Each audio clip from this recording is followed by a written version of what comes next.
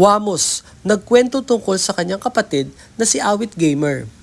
Ayon sa kanyang kwento sa social media, ang pagkakasabi sa akin, kasi nung mga tao doon sa Okada, kasi sa mga tropa ko rin ito nabalitaan, not sure talaga ako kung magkano, kung 69 million ba talaga ang natalo ni Awit o magkano, hindi ko alam.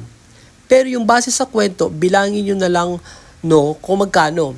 So eto na, ang sabi sa akin nung tropa ko, nabalitaan niya natalo si Awit 14 million. Natalo din siya nung una 6 to 7 million, tapos sunod 14 million, okay? Dagdag pa ni Wamos, so eto na tayo, nagsanla na. Ewan ko kung isa o dalawang sasakyan ang sinanla.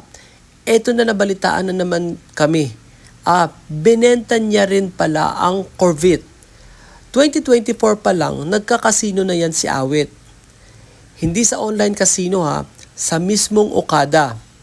Dagdag pa ni Wamos, kung maalala nyo, may ni house tour si Awit na dalawang magkakatabing bahay sa Kaita na magkatabi. Binenta niya yung isa actually.